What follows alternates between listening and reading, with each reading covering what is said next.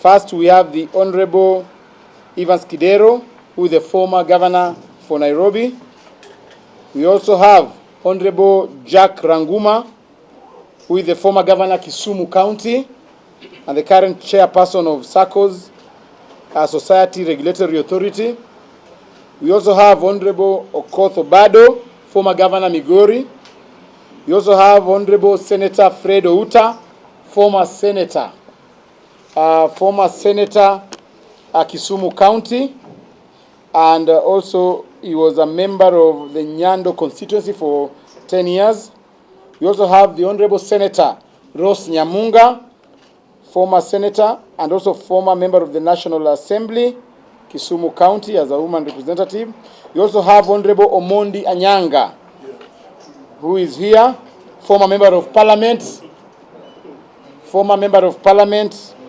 Nyatike constituency in Migori County.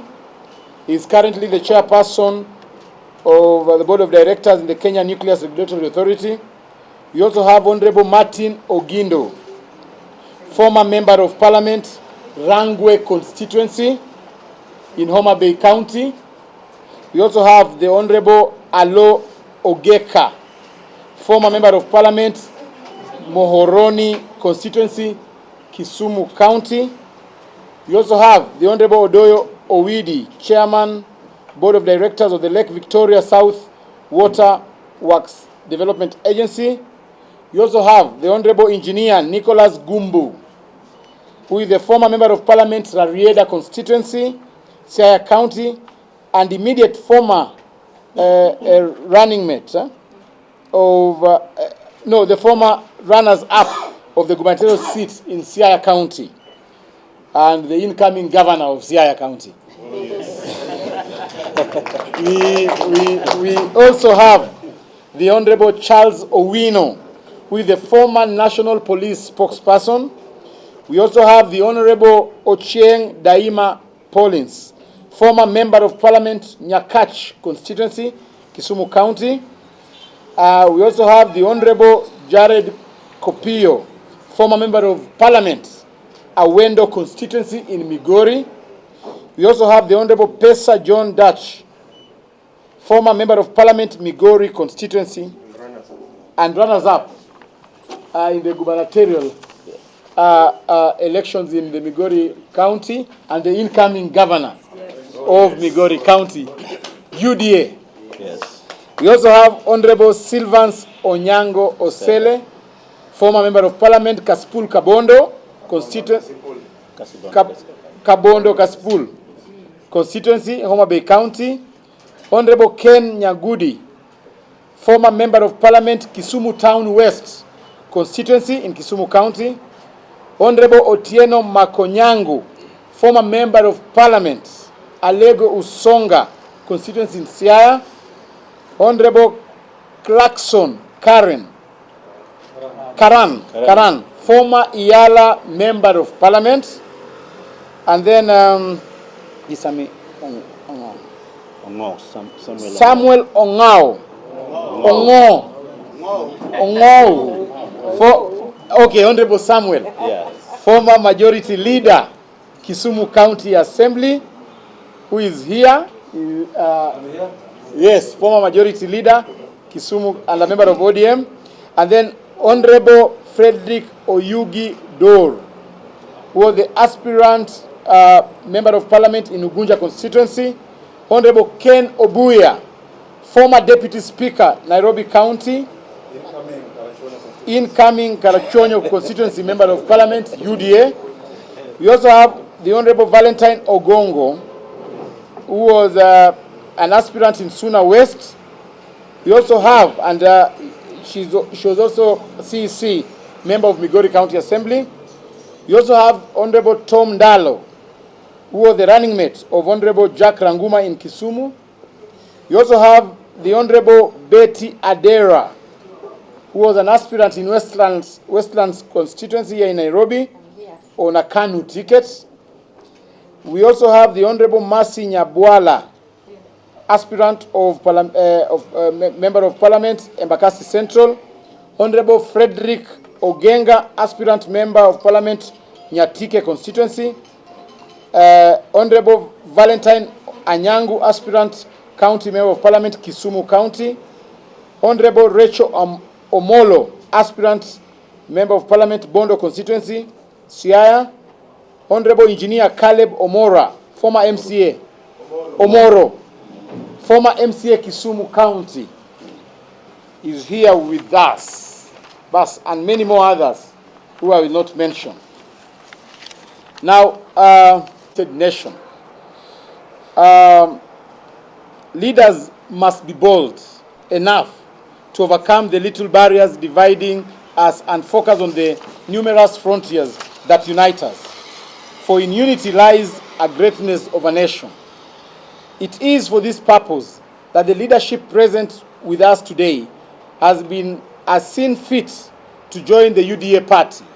This is no longer an exercise of crossing the floor by members of other parties, but the spreading of the carpet wide enough for each person to feel the warmth of the room. With me here are great leaders from the Luo Nyanza who have willingly decided to change the tune of the political music.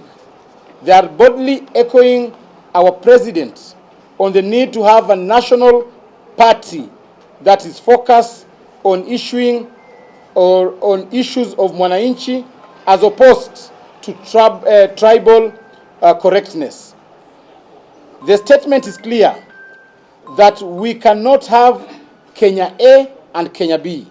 Neither can we have part of the country left behind while fixing the country. This decision was reached through discussions and consensus. To our competitor parties and coalition, though many lessons abide on running political parties, one lesson to learn from our party today is that unity can be achieved without coercion, manipulation, intimidation, and threats. If all parties expand the space for inclusivity, the sum effect is an improved democratic atmosphere that serves us all as Kenyans. On behalf of my party leader, the President, His Excellency President William Samoei Ruto, and the UDA family, I want to proudly state that in our quest to devolve our party, we chose Kisumu as our first stop. These will be replicated across all regions until we have our presence felt in all counties by having active offices and office bearers and engaging with Kenyans to ensure that government delivers its manifesto. It has to be on record that elections will take place in all regions, and I can assure you that in Nyanza we will have a peaceful election that will give birth to vibrant leaders that Kenya has never seen before. Most of the leaders here are going to participate in our national elections. We're going to have all our seats opened so that when we have our NDC, we want to see an organizing secretary or a vice chairperson emanating from Luo Nyanza. And I believe we have able leaders here today who are going to take up those positions. As a ship, we must steer ahead. No turbulence is great to a people with focused determination, clear destination, and a steady captain. We have purpose to stick together under the UDA ship and in the hands of our Captain President William Samoei Ruto. We shall forge this party to greater heights that you've not witnessed in the recent past. We will continue welcoming more leaders from all corners of our country. UDA as a home has enough rooms for everyone. We take this opportunity to congratulate the leadership joining UDA and patriotism they have shown. We in turn welcome them to join us in the journey of uniting Kenya, building Kenya and delivering the plan as promised to the Kenyan people by our president. We want also to emphasize and congratulate these members for choosing light as opposed to choosing darkness. Most of them now would have been in the streets doing maandamano, but they have chosen to engage in an engagement that is going to bring development to their region. So I want to take this opportunity, first of all, to congratulate all the leaders who have decided to walk this talk. And behind these leaders are thousands and thousands of Luos who are willing to join our president, deliver his mandate as the President of the Republic of Kenya. So I'll be inviting them to say a word. I will start with Governor Kidero, then Governor Ranguma, tusikie wanasema nini? Yeah? Switch the seats. Yes. It's easier.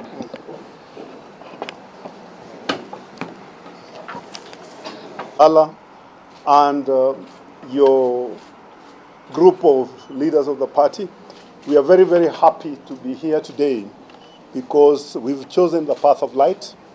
We've chosen the path of people who want to make a difference to other people's lives. We've chosen a path that is missionaryship in nature rather than mercenaryship in nature.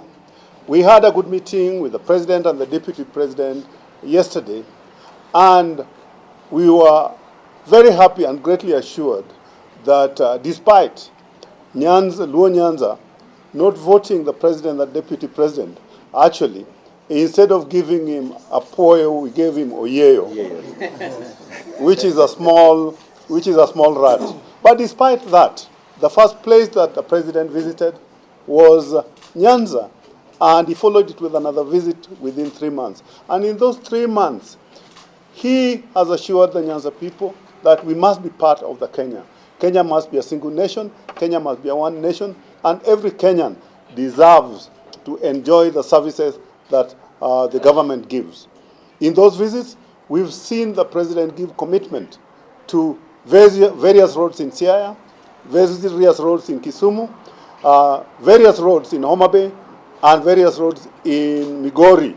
And the one which we want to note most is the Great Ring Road that starts from Bumala along the lake through Kisumu into Homa Bay and to Migori to our border with Tanzania. Lake Victoria is the one biggest resource, and one of the greatest investments that the government is going to make is the production of fingerlings in the Kabonyo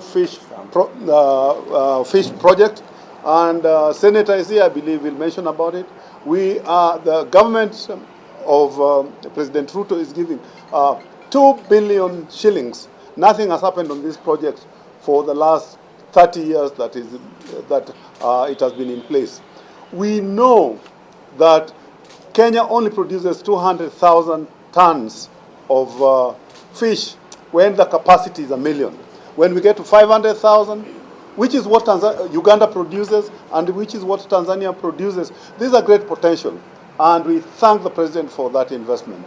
We thank him as well for the housing project that started in Homa Bay, the affordable housing, and on the ensuring that kuna chakula kwa meza na pesa kwa mfuko.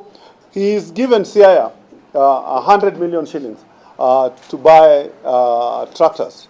So we are joining a party that cares about his people, not a party that, like the one we've left, that chaos. He is only interested in chaos. He's only interested in doing things for themselves, but not for the people who've elected them. We've heard about maandamano, and when there is maandamano, who suffers? It is the common man who suffers. Every year, 1 million people get into the job market. Actually, 90% of them end up in the informal job market. Yesterday, there was supposedly a maandamano in Migori. But what happened? Our mothers could not go to the market. Omena could not be sold. People could not do what they normally do. So it's our people who suffer. And the Nyanza people are saying no in the strongest possible terms. Also, we don't want to be balkanized because maandamano, whether we like it or not, is remaining to be a Luo affair. We are being segregated from the rest of the Kenyans. And we are saying no, we must be part of Kenya, and we are not going to participate in backward activities that do not improve our lives, that do not bring a difference to our people's lives. So we are happy to be here, and we will do the best we can with the leadership of UDA party so that we can build and make a difference to the lives of Kenyans. We are here, and as you can see the leaders who are here, this is the leadership of Luo Nyanza.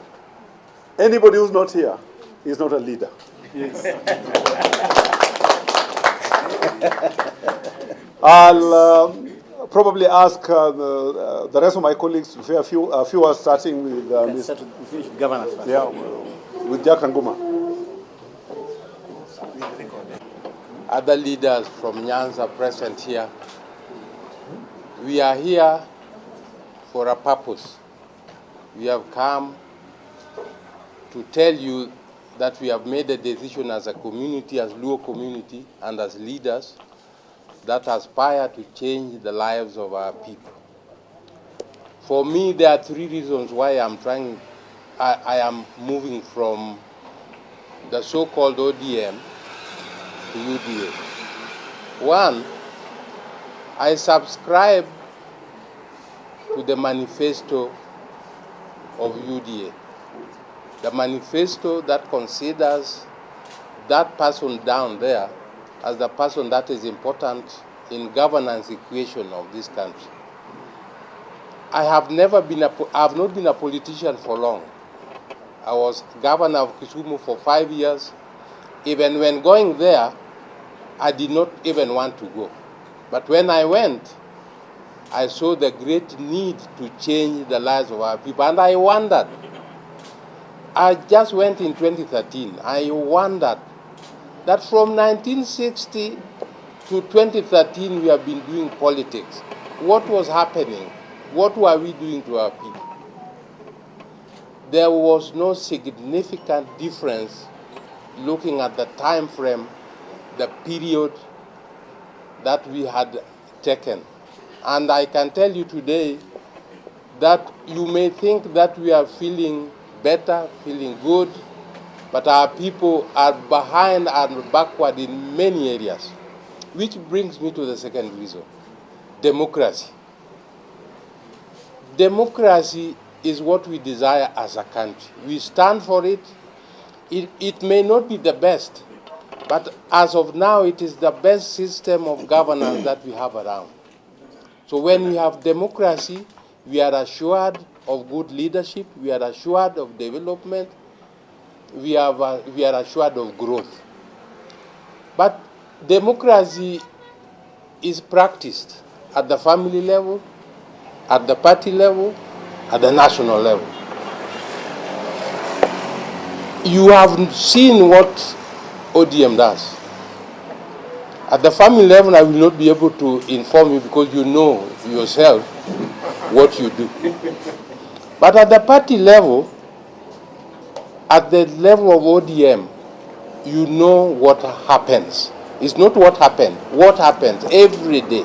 In 2013, yes, I got in. 2017, the party, the votes were being counted in the bush, somewhere in Nyakachi. How can you count votes or report votes at a place which is not registered as a reporting center? And that they did knowing that they wanted to destroy democratic rights of our people. That is important to do, because democracy is what will take us forward, that will change, what will change the lives of our people, and that is what will bring the difference that we desire as a nation. In UDA, there is democracy. In fact, when I sat to evaluate the results of UDA nominations, those we perceived as close to the president were falling. They fell. In fact, they fell and they said, no, if you fall, sasawa, mambo ni namna hiyo, kwa maana the people don't want you. It does not mean the end of everything, but in ODM anachukua huyu dada yake, anachukua huyu ndugu yake, anapenda huyu, si anachukua mtoto kule. Sasa what kind of democracy is that? We want a Kenya which is democratic, and I stand here to tell you that we have decided, not because of coercion. We have decided to move on, to change our people. But I want to inform you also that our people had moved ahead of us. Our people have moved ahead of us. They will start to say that those are people who have been given jobs, they have been rejected by the voters. But I can tell you today in Nyanza, our people have moved ahead of us. We are chasing them. And we want to chase them so that we offer leadership. We are here to offer leadership to our people so that they do not go ahead of us without a leader. That I want you to know. Finally, I want to say this. I know people are aspiring for handshakes. In Nyanza, we have had a handshake. The handshake between President William Ruto and Kenya Kwanza is with the Luo community, not with individuals. I want to emphasize that here. It is not with individuals. So if you want to start there saying that there is no democracy, that you want the servers opened. The servers in ODM have not been opened up to today. And there are people crying out there. I'm saying this without blinking an eye because it is the truth. So we must change as a community. We will not remain behind for 60 years. I know the leadership of ODM have done their part. But this is a relay race. You start, you give the baton to the others. So now we are going to take that baton to move on as a community. Thank you very much. Briefly. So we shall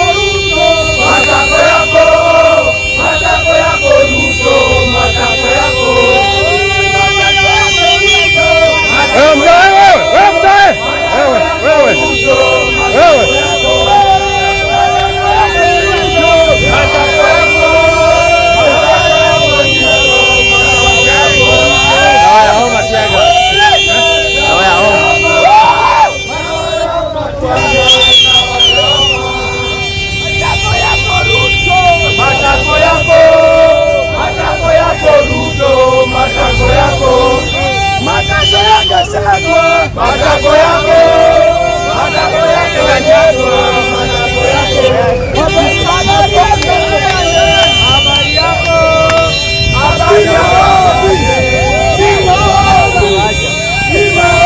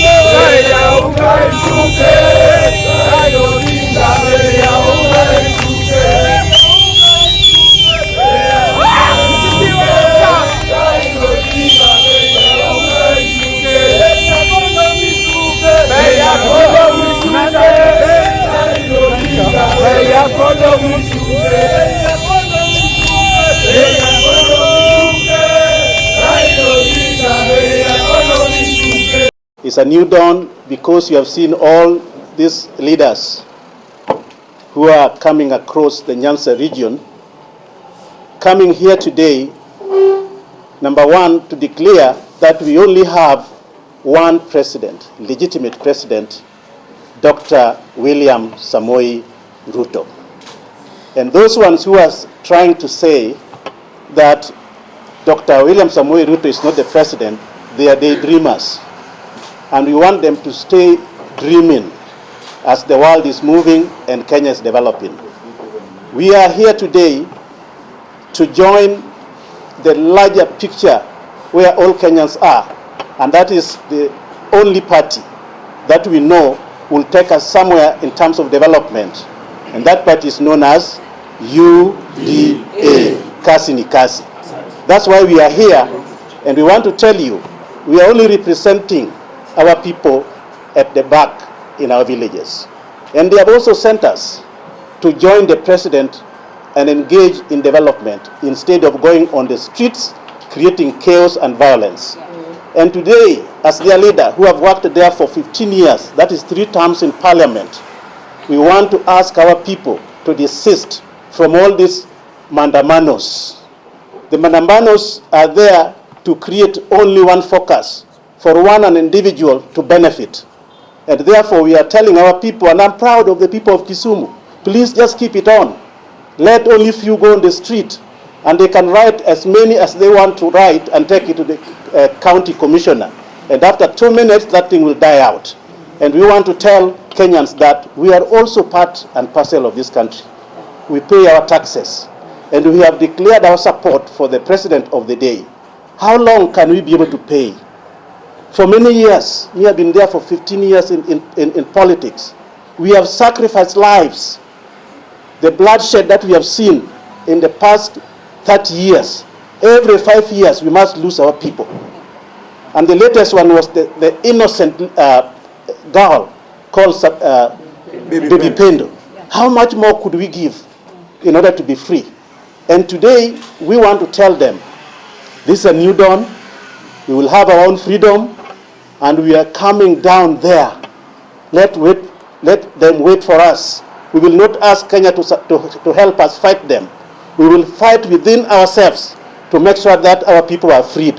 And they will be freed, and free what? Indeed. That's why we are here. And we want to thank the president for the development. Me personally, on behalf of the people of Kisumu County, there are 2 major projects. Koru Soim Dam, that is a 30 billion project that will bring water by gravity going down to support the peasant farmers who are growing rice. Now we have another one called the Fish Institute of Kabonyo. That's where I was born. At 3 billion since the time memorial, I've never seen 3 billion coming to my own village. And we have only seen it with this current president, the president that we love, Dr. William Samoei Ruto. And as we go back, our comrades, Kasi ni Kasi. Kasi ni Kasi. And let them wait for us down there. Tutamenyana kweli kweli. Tutakanyagana kweli kweli until the freedom will come. SG and members of the media, my name is Engineer Nicholas Gumbo. I've been governor aspirant Siaya twice, but today I'm here, and I want to confirm to you that this is a decision that we have made voluntarily. No, in fact, I'm sure we ambushed you because we decided among ourselves that this is the direction we want to go. And the reasons are very obvious. My colleagues have talked about them. I don't want to repeat them. But I just want to say that the problems facing our people are real. Some of us would not be sitting here if we did not overcome those problems in one way or another. But every election time, we never talk about those problems. When SG, there was a time an Israeli friend of mine visited me when I was the member of parliament for Raila, and he looked at Lake Victoria and he said, how can you people be poor when you are having this massive resource? we really must talk about how we can empower our people.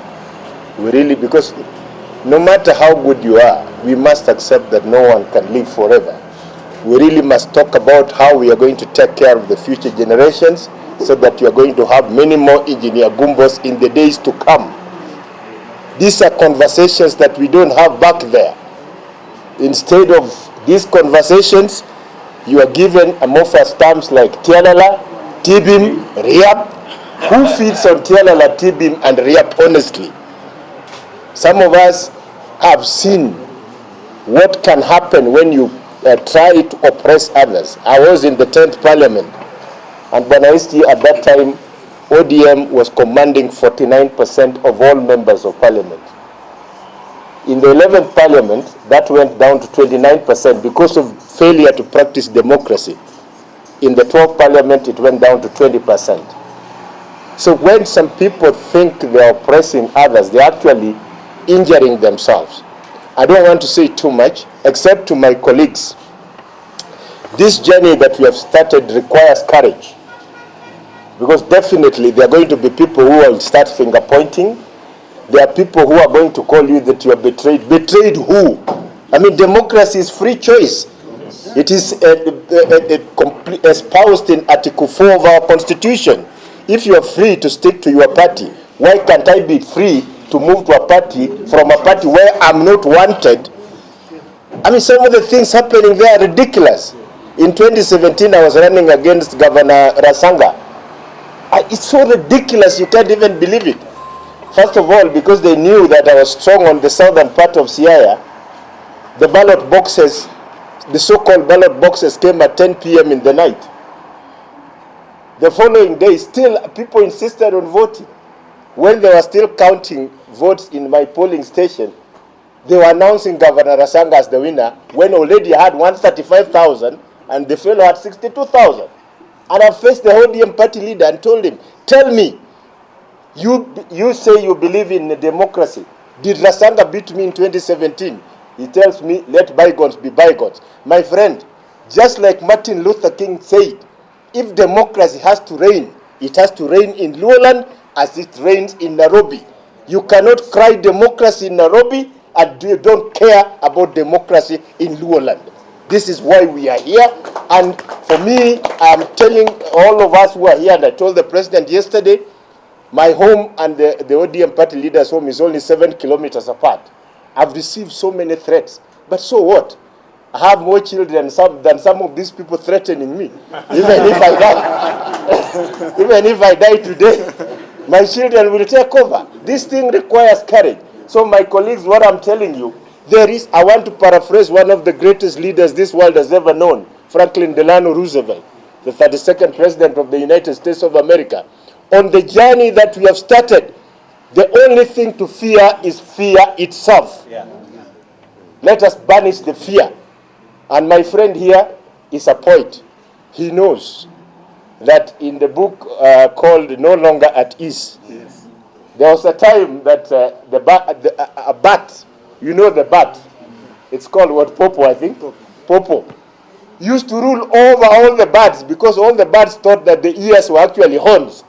Until one day a sparrow, a very small bird, decided to fly past the ears, and he discovered these things were actually not horns. They were just ears. And he was so sometimes what we think are horns are just ears. So ladies and gentlemen, we are here. We are not looking back. Personally, I've been persuaded many, many times to try to go back to ODM, but I've said, even if I'm given a free ticket, I will not go back there, because I know the interest is not about our people. The interest is about individuals and how to propagate the aspirations of individuals at the expense of an entire community. Thank you, Bwana SG. Thank you, my colleagues. Let us be courageous. Let us move forward. Just before that, just before gender, Charles Owino, say something. Yeah, of course. All right. Let me say something then.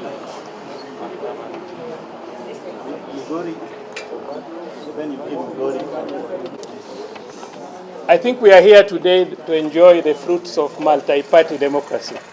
That's what we are enjoying today, because we have space to join whatever parties we think are right for us. As a community, I think we are suffering what is called exclusion, where for a very long time since we got independence, we have found our community excluded. Not that we are excluded by others, that Kenyans don't like us, but many a times we exclude ourselves. Just like now the elections have ended, we have decided, a number of our people have decided not to work with government, and that means exclusion. And at the end of the day, we are going to cry that we are not included. I am here specifically because I think in my experience as a civil servant, as I had been before, members of our community have suffered and have continued to suffer. Not only civil servants, businessmen, and even people that are involved in, even in the private sector, people suffer. The reason being that we are the only community that you find that everybody is in one party, one basket. If you look at the whole country, every community is divided. So we have come here to cushion members of our communities who are in business, who are in private sector, who are in civil service, so that they are not excluded. They are included in the development and the growth of this country. And for that reason, I echo my colleagues who are with us here today, that we have joined this big party in order to cushion our community. And we are asking everybody else who may be a coward to join us. The journey has begun. We are going to continue. The future is here. And if anybody thinks that this government is going to fall, it's not going to fall in the next 10 years. So let every one of us that feels they can join us. And we are not killing multi-party democracy. People can be in various parties. If those who want to join UDA will join. Those who want to remain in ODM will remain in ODM. But some of us, Engineer Gumbo knows, we worked with him at one point, and I had to leave. And I took off strategically, and that is why we are here today. If I didn't, we would have been called losers. I've never lost an election, so let nobody come here and say we are losers. And I think the next elections, wherever I'll go, I'll not lose. Thank you so much. May God bless you. And we hope for the best. Senator Nyamunga. Former Senator. Before I explain myself, when SG, allow me to recognize the coordinators from various counties. Very good. These are the people who have been working tirelessly. And in fact, they contributed a lot for us to be here today. Now, the war has started, and I want to make it very clear that the people who are here today are the opinion shapers. And I can assure you, one SG, that in the next 2, 3, 4, 5 months, you will see wonders in Nyanza region. I come from Migori County, and we have been lagging behind since 1963. We can no longer be in that prison. We have to come out and start our journey. And that journey is simple. We are recognizing the President of the Republic of Kenya, Dr. Samoei RUTO. And there is no any other government apart from the government of Samoei RUTO. If somebody is still thinking of another government, that is up to him or up to her. As we are fully behind this particular government, and we are now the life members of UDA. May God bless you. Thank you. Thank you, Bwana SG. Bwana SG, recently I had the privilege to be elected the chairman of Nyanza Leaders working with President RUTO. And Bwana SG, I wish to report here that we've had very intensive consultations with the President and his deputy. And we thank the President for having reached out to Luo Nyanza and invited us to join his government. And it is on that account that we are here to join his government through the party UDA. We are here voluntarily and on behalf of the people of Luo Nyanza, because we cannot afford to disenfranchise ourselves from the mainstream development of this country. We have seen in previous times our community has always protested against successive governments. For the last 60 years, we have never been comfortable with any government. It is this opportunity that has been created by His Excellency President William Ruto, that he has invited us to join his government, that we must take and heed that call. It is on that account that we have come and we have agreed that we don't only join alone, we are going to join with members of our community. And to that extent, we have come here with a bang, and Bwana SG, I know you have felt us in this building. We are going down in a big way. Migori, we are coming. Homa Bay, we are coming. Kisumu, we are coming. And Siaya, we are coming. We want to see a very harmonious coexistence between different parties. There is a very harmonious coexistence in Rift Valley between UDA members and ODM members. There's a very harmonious coexistence between members of UDA in Central and members of ODM. We expect the same in Nyanza, that there is a harmonious coexistence of different views of political persuasions. What we want to pursue are three things that our community have missed in the past. Number one, we want to feel the presence of Luo community in government in terms of employment. Number two, we want to feel the presence of the government in terms of development in Luo Nyanza. Number three, we want to ask the president to open up business for the Luo Nyanza so that we feel part and parcel of this government. And to that extent, I wish to say that we have come here to join the party and to be life members and walk the journey for the next 10 years with the president and his deputy, Rigathi Gachagua. To that extent, I want to say, UDA, Kazi ni kazi. UDA, Kazi ni kazi. Asante sana. On behalf of UDA, we want to welcome Honorable. Na wacha niongee na lugha ya Kiswahili ili mpaka shosho yetu huko mashinani asikie. Bwana SG, mimi nataka kusema mambo mawili. Ya kwanza, President William Ruto na naibu yake Rigathi Gachagua ni viongozi wa Wakenya wote, kutoka Nyeri mpaka Kisumu, kutoka Kiambu mpaka Siaya, na maendeleo itafanyika nchi hii kwa kila mtu, mpaka Kisumu, Siaya, Migori, Bungoma, kila mahali. Rais ametangaza kwamba miradi ya maendeleo atafanya kwa kila Mkenya, wale waliomchagua na wale ambao hawakumchagua, kwa sababu yeye ni rais wa Wakenya wote. Ya pili, nichukue fursa hii nikaribishe viongozi kutoka Luoland. Karibu katika chama yetu ya UDA, chama ya Mkenya wote, chama ambayo inajali Wakenya wote katika nchi hii. Na mimi sababu nimetoka Madhira, na mnajua sisi watu wa Madhira tunaongeanga ukweli. We are truthful men. Mimi niambie hawa wangwana sasa wamekuwa shareholders wa hii serikali ya William Ruto. Hawa na Kidero, Senator Uta na viongozi wote ambao wamekuja leo. Sasa nyinyi mmekuwa shareholders kwa serikali ya William Ruto na Rigathi Gachagua. Mtapewa shares kidogo, muwekeze, alafu iendelee kuzaa. Na hiyo ndio tunataka katika nchi hii. Watu wote wakuje tushikane mkono.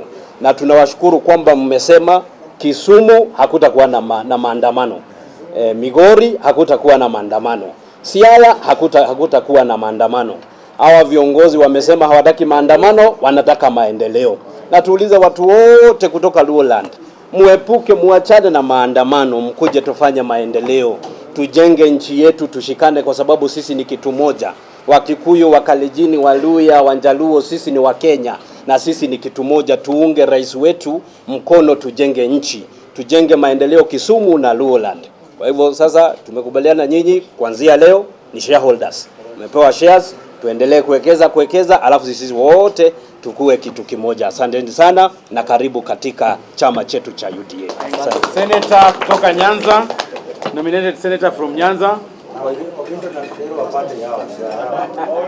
Moi Ruto has liberated Rift Valley from dynasties. Si tuliona? Maneno ya dynasty huko Rift Valley ilifikishwa mwisho, si ndio? The same President William Ruto has liberated Mount Kenya from dynasties. Si tuliona hiyo maneno? Sasa sisi hapa Nyanza tunasema pia sisi, we want that freedom. And our president has come through. He has brought all these able leaders and he has said maneno ya dynasty, maneno ya ile one party ndio inasema pale, maneno ya maandamano inafika mwisho, si ndio? So from today moving forward as Nyanza, and I want to speak this very strongly on behalf of the women of Nyanza who have been suppressed. We have been suppressed in Nyanza. The politics of Nyanza has never allowed the women of Nyanza to come forward. And finally, we have a party, United Democratic Alliance, that is allowing women to come strong, to move forward and be part of the decision making, on the table of the decision makers. So, kwa leo sina mengi ya kusema, lakini as Nyanza, we are happy. The women who have joined us, tunasema karibu, karibu kwa hii chama. Hapa tuko na freedom, tunatembea, tunaongea na tunakaribishwa kwa zile meza ambazo ziko na development. Maneno ya maandamano tunasema hatutaki maneno ya maandamano as women. As women of Nyanza, we are saying we are going to move forward with our president and we must end that dynasty thinking in Nyanza. Asante sana. Bunge Waja Mheshimiwa Nyakundi aongea alafu Owidi amalizie. Owidi.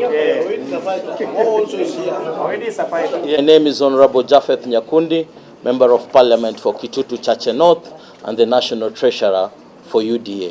I want to thank my brothers from Luo Nyanza for coming to join us as UDA, and I also want to thank them for liberating themselves against maandamano, against slavery of poor workmanship, and against slavery of one-party state.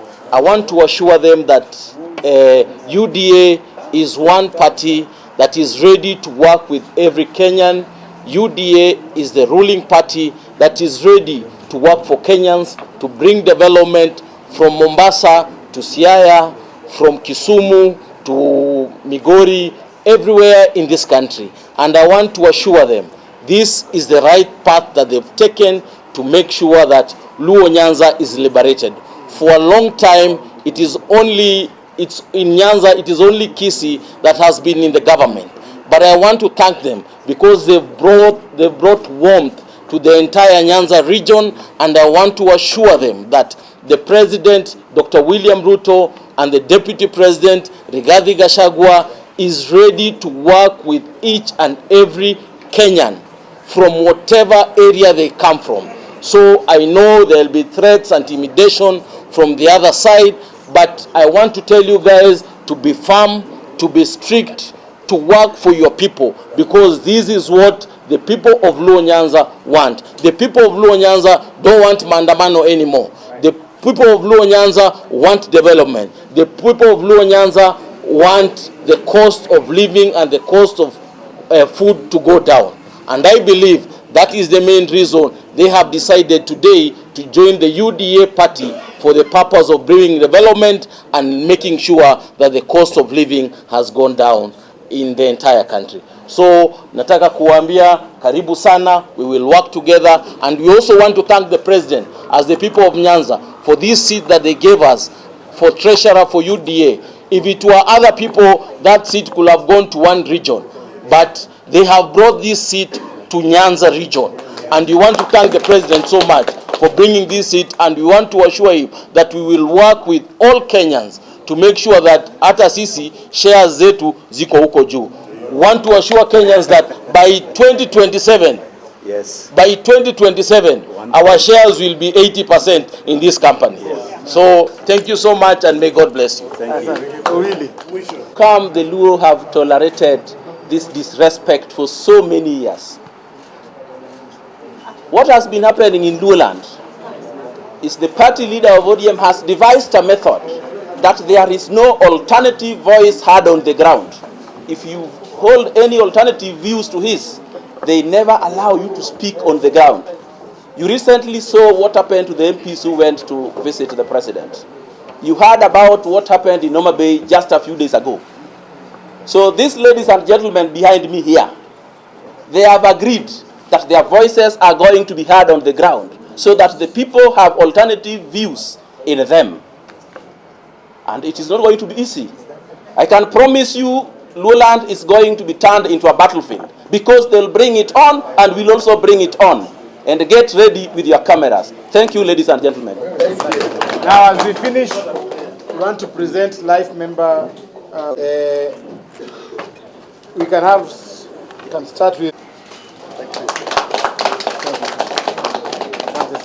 Welcome. We go to Mheshimiwa Jack Ranguma. Look at this.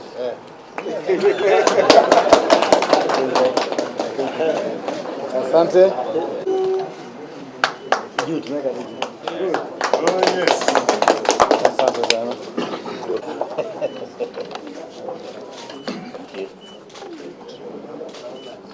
Kasi nika? Kazi. UDA? Asante.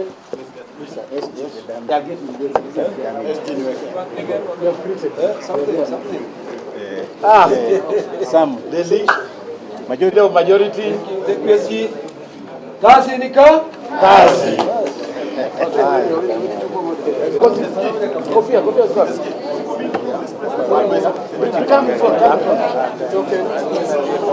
Unajua huyu alikuwa party leader. Sasa Yes. Bring us